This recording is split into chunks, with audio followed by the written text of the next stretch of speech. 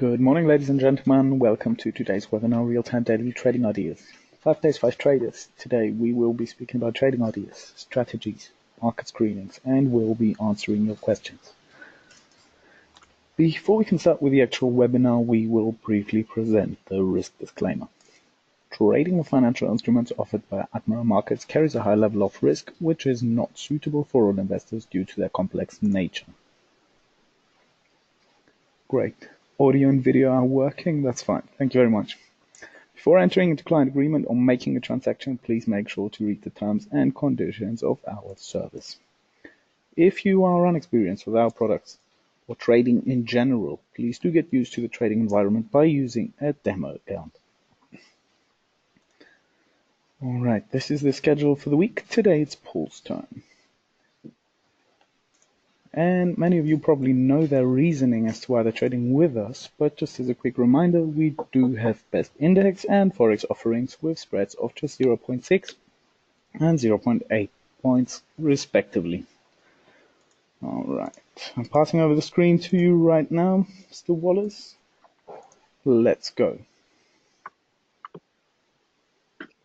Good morning. Good morning, everybody. Good morning. Thank you for the introduction. Hello everyone, it's Paul here. Here we are, Tuesday the 7th of May. Certainly in the UK, it was a bank holiday yesterday, so you know, we're all coming back to it in terms of the sort of UK traders today, and I'll show you like an early trade of mine this morning. That's sort of straight out of the gates. But what you know, talked about is, as always, just what's the kind of the big formal news coming out this morning. We had actually sort of the interest rate decision, and actually what was of interest was that there was pretty much there was a kind of a hint or an indication that there's a forecast of a possible cut from 1 to 1.25%, but that actually didn't occur this morning, and hopefully you can see the effect that's had on my my charts, but on the Aussie dollar in itself. This is an Aussie dollar profile, and I hope you can all see that, and you can see that actually there's a bit of a stronger bump in the Australian dollar, and we'll have a little look at that in detail in a bit more in a moment. It's just because that has a knock-on impact to the other elements that we've seen coming out over the last day or two. So tomorrow we have the Kiwi rate discussion, okay, or the interest rate decision. I'll be interested to see if there is a cut that comes into play there. Thursday we've got China CPI, and then Mr. Powell speaking at 1:30. Then on Friday we've got here in the UK we've got our GDP for Q1, okay, with a forecast of 1.8%. People are going to have a kind of keen eye on that based upon the conversations that people are having regarding Brexit and how and if the economy is standing up to this to the state of sort of indecision and uncertainty. And then we also have Canadian employment numbers and US CPI on Friday afternoons. But as I said, we've got this little bump on the Australian dollar. The interesting question is, how long will that continue for? Okay, Australia has been pretty weak recently. Okay, overall in this year for 2019, and part of that has been down to invariably the implications of the trade war between sort of China and Mr. Trump, and we've touched upon it in the past, and what kind of interests me is that on Sunday, Mr. Trump, as is his wish, tweeted out some commentary there about how he was looking to effectively raise tariffs on Chinese goods coming from this Friday onwards, so from 10% to 25%. And of course that has thrown, let's say, a little bit of a spanner in the works. US-China trade talks were due to continue this week. They probably will, but invariably, the Chinese will take that in a rather different manner, shall we say, and unfortunately that will have an impact undoubtedly.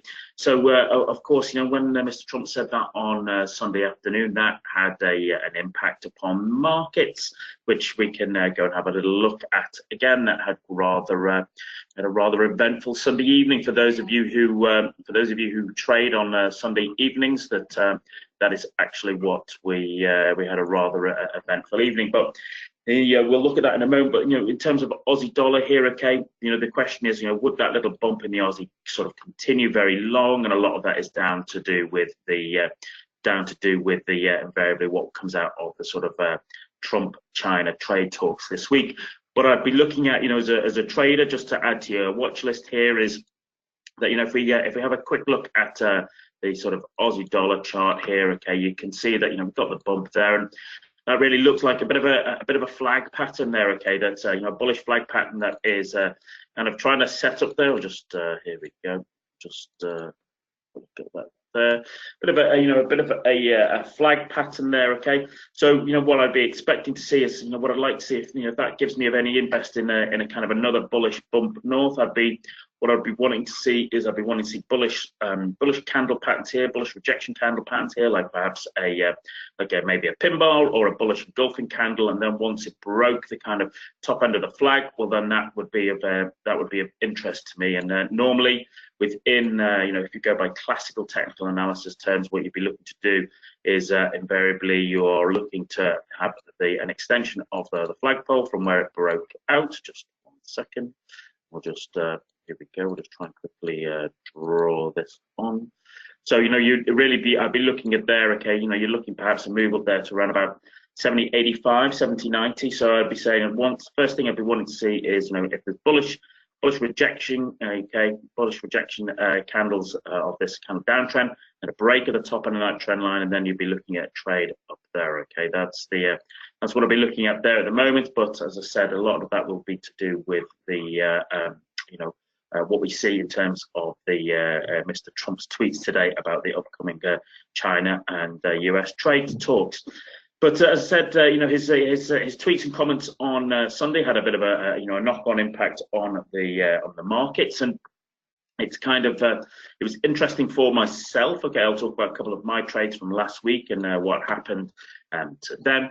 But let's start by having a little look at China itself. Okay, so here we go. Here's the weekly chart. For those of you who are new to trading, well then what we're looking at here is the chart's always quite simple: green bullish, red bearish candles, a blue 20-period moving average, a red 50, a green 200, drawing in sort of horizontal levels of support, resistance, and also any of the sort of patterns or trend lines that we see.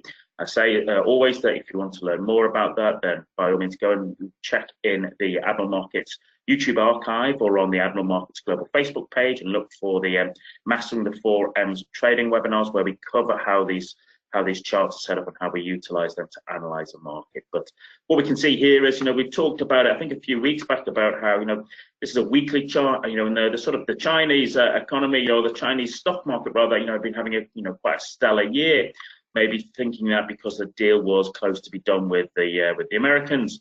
But what we actually had here on a weekly chart here a couple of weeks ago was that we had a sort of a really big bearish engulfing candle, really put the brakes on that uptrend. If I go down to the daily chart, okay, it was that there, okay, there we go. You can hopefully see that on the daily chart there, okay. Back on 22nd of April, okay, it was a real big sort of engulfing candle, big key reversal candle, and then price actually it fell away.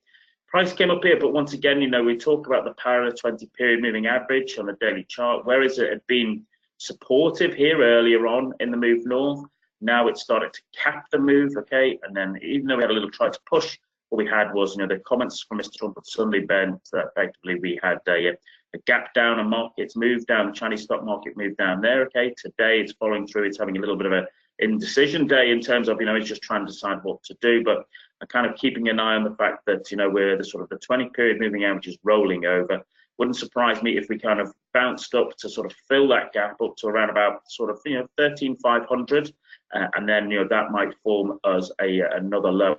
If there were rejection candles, I'd be looking to sell that down towards this area of around about 12,000. Okay, that's what I'd be looking for as my trade plan here. Again, a sort of a longer term on the Chinese stock market. But we had, as I said, it had an impact upon the American stock markets. Let's have a look. Let's have a look at Nasdaq first, because Nasdaq is the one that you can see there in the weekly chart. It's pushed its way there to new all-time highs. All right, you can see 2019 has just been pretty much a straight move north. If I go down to the daily chart, okay, then what actually happened here was price rallied up last, well, it was kind of last month, and then towards last week, it kind of started to double top out here, and then we had an engulfing candle here, okay, and that's a bearish engulfing candle. It's also a bit of a key reversal candle at this recent high, and I actually had a trade in here, okay, a trade short. A trade short there on the Nasdaq, and unfortunately it kind of it came down a little bit, came my way, but then actually you can see there on Friday, you know, we actually just had this really strong, you know, really strong rally there, okay, really pushed its way up, and I just literally got nicked out there, okay, just taking out my stock before it effectively, Mr. Trump's tweets crashed it on Sunday night, Monday, okay, that's trading for you, but you know, it's still holding, if we can see. The Nasdaq is still holding above its daily 20-period moving average, so I'll be keeping an eye on that over the next couple of days, see what comes out of the sort of fallout from these moves, and effectively the sort of, as I said, the sort of Trump trade talks. If I look at the S&P 500, okay, the S&P 500 has, you know, it did kind of the same. It pushed to highs, but it also demonstrated the same kind of price action pattern.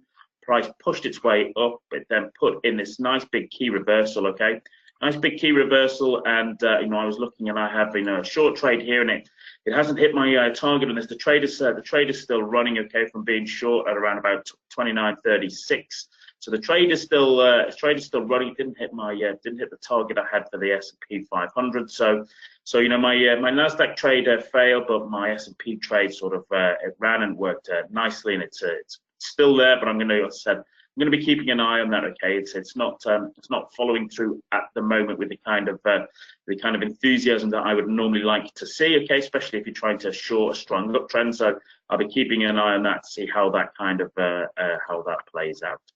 But my Dow trade worked much better in that you know, I noticed that on the Dow on the weekly we pushed up to the highs of 2018, okay, and then invariably we had an indecision candle here on the weekly chart. Once again on the daily chart, we had a double top there, which finished with a nice big bearish engulfing, a nice nice key reversal candle there. I kind of like to see them at the end of trends, and there, you know, there I basically had a short at 26,539. Okay, my stop was above the highs at 26,729. So I basically had 190 ticks of trade risk.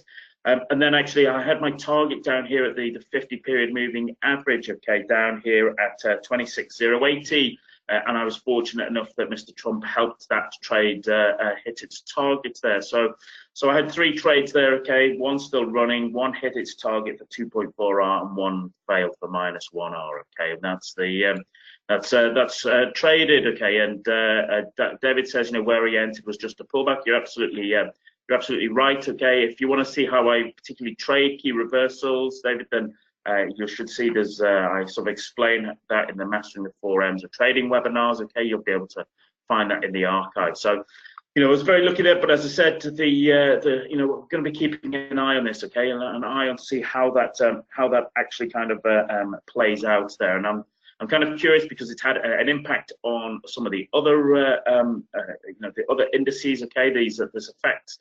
If I look at the FTSE leads into the sterling. Okay, in the terms of, you know, what we had here in the UK is we had the local elections here on Thursday, and by Friday the results were out, and effectively the you know, the Conservative Party in particular, Mrs May's Conservative Party, were were decimated. They lost over 1,300 seats. The Labour didn't exactly cover themselves in glory. Mr. Corbyn, whilst he's claiming a victory, didn't really cover himself in glory.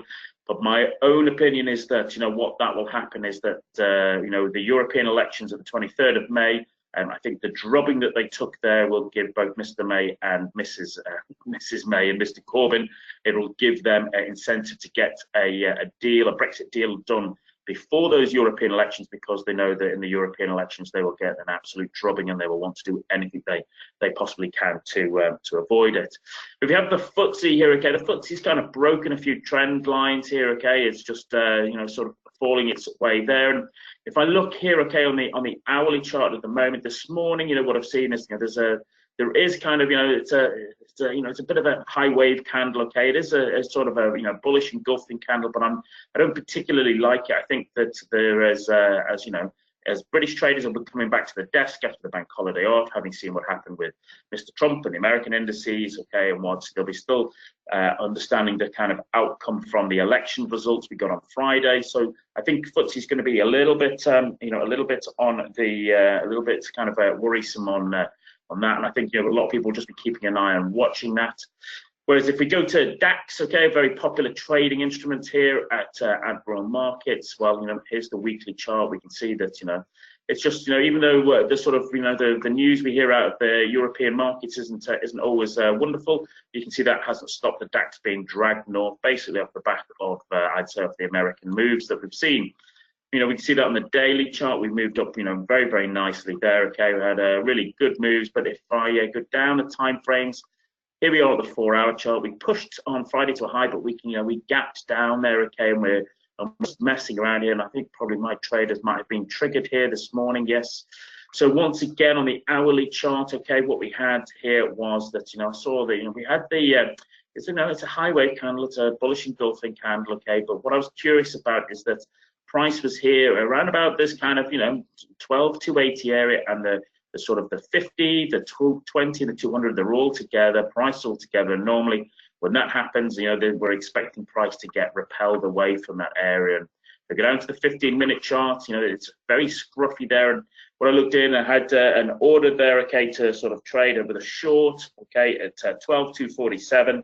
Stop loss at 12,287, okay, just above the 20 and 50 there, giving me 40 ticks of trade risk, and my target back down here towards these lows of yesterday, down around about 12,147.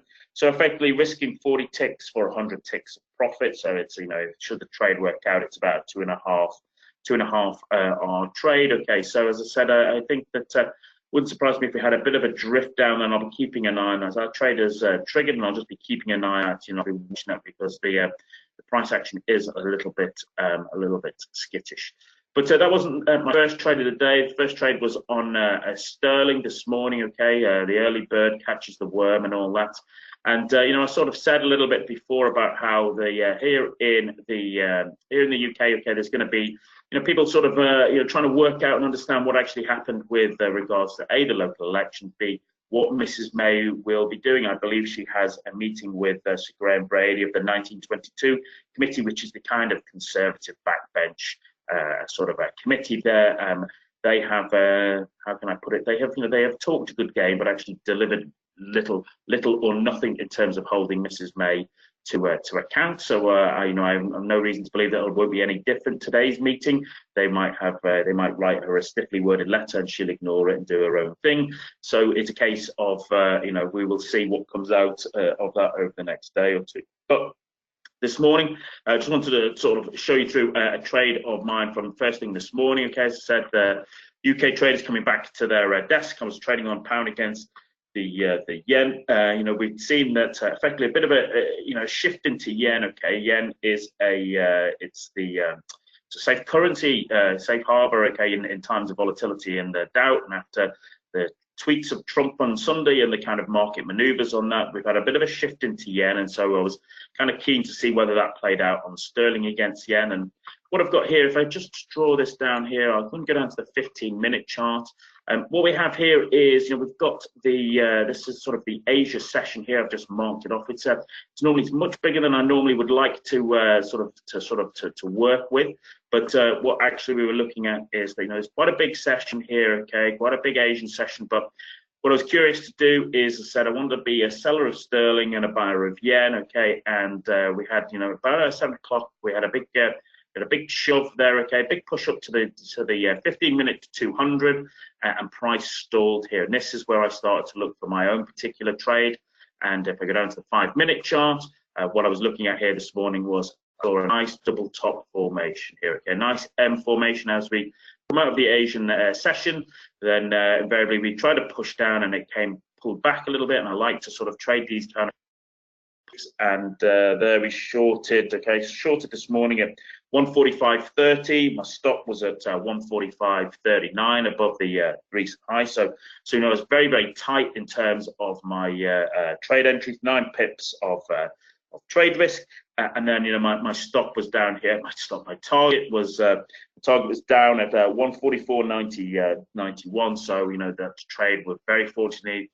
Whilst I thought that we'd get a move down, I wasn't expecting it to move as swiftly as it has. Okay, this one I wasn't expecting that at all. It really did collapse, but it is just a nice simple trade. Start of the morning after traders coming back, nice double top. Okay, the pullback of the double top, and then running it down as far as I could, and it seems to have continued down another 25, 30 pips even after what my own particular target was. So there you go, a bit of a quick run through, a couple of ideas, a couple of sort of trade setups there. As always, if you've got time for a question, I'll take it. Otherwise, I will wish you all the best of success in your own trading this week. Have we spoken about gold? Gold, we haven't, but we can. We most certainly can. So if you just bear with me a moment, I'll bring up a gold chart and we'll have a quick look. It's once again, it's kind of an interesting chart based on as I said, some of the volatility that we have seen over of the on the markets, with their moves. I'll just bring up a gold chart here. Okay, let's bring it up. Weekly chart here, okay, we have talked about it quite a bit over the last few weeks, how we topped out after our nice run, and actually we were just been grinding our way down. And what we're talking about was, we talked about this kind of 1280 zone here. The weekly chart, you can see it's it's kind of bounced off around about 1265 areas there. If I go down to daily chart, I would see that at the moment that is a little bit of a double bottom. Okay, it's just pushed a bit further past the 1280 level that we've seen, and it's I'd say we're putting in a double bottom there. So on a daily basis, what I'd like to see is I'd want to see price getting above this kind of resistance line here above, get above there and close above it. Then maybe come back and sort of touch into this area to pull back into this area before it pushes north. So as I said, if price can get hold above around about 1285, okay, in that area, maybe give a little bit of a pullback, then I'd be looking for a move from 1285 back up to around about that 1300 big number. That's what I'd be looking at after this double bottom at the 1280 area. So there you go. I hope that helps you traders. And as always, as I say, I wish you the best of success in your own trading. Thank you very much, Paul. Thanks for the comprehensive analysis. Thanks, guys, for listening. I hope you enjoyed today's webinar. If you did enjoy it, you can just review it on YouTube anytime. Just give us a couple of hours to upload it. Thank you very much, guys. Have a good day ahead and a good week ahead. Thank you very much, Paul. Goodbye.